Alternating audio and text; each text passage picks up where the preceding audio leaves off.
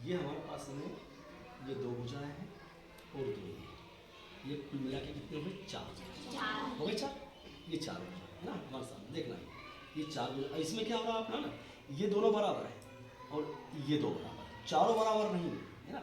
यहाँ देखना, अब इसको दिखाता हूँ यहाँ।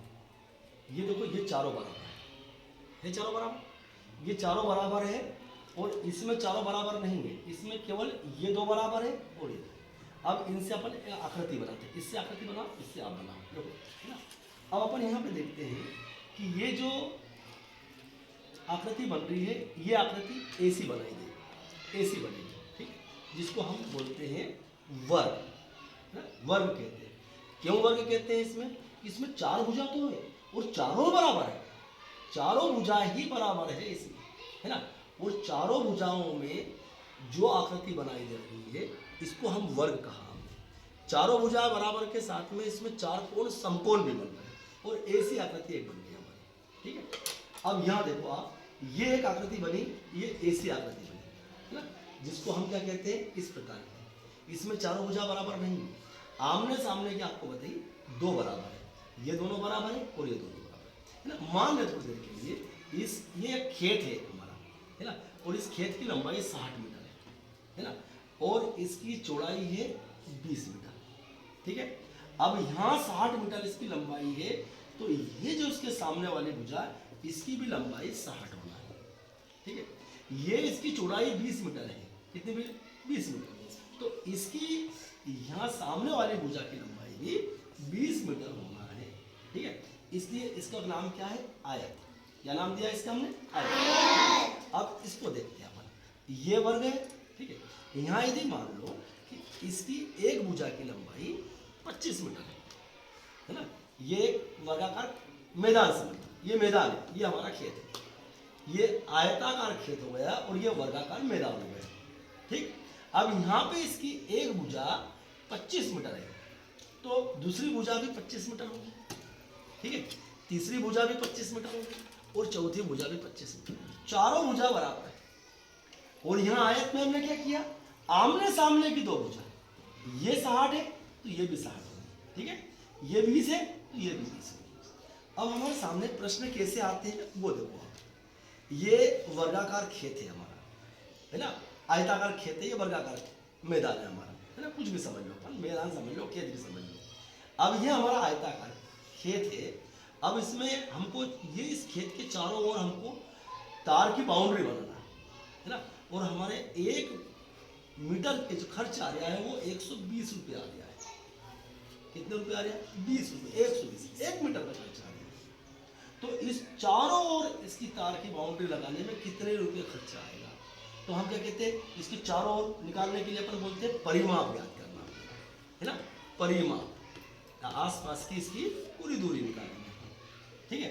तो हमने देखा 60 ये है तो 60 ये है, कितने हो गए? 120, 20 ये है और 20 40 ये हो गए, तो कितने हो गए?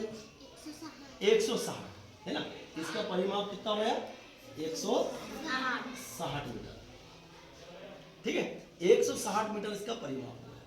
अब हमें इसका आयत का परिमाप निकालते हैं, कैसे पता है? ऐसा निकालते ना कि 2 गुणित कोष्टक बंद लंबाई धन चौड़ाई, ऐसा निकालते हैं।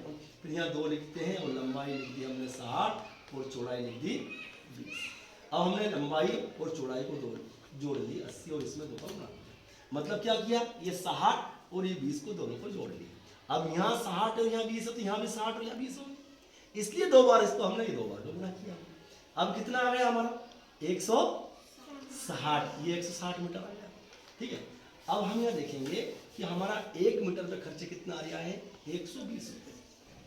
120 रुपये 1 मीटर पे खर्चा आ रहा है ना, तो हमको 160 मीटर पे कितना खर्चा आएगा ये हमको देखना है।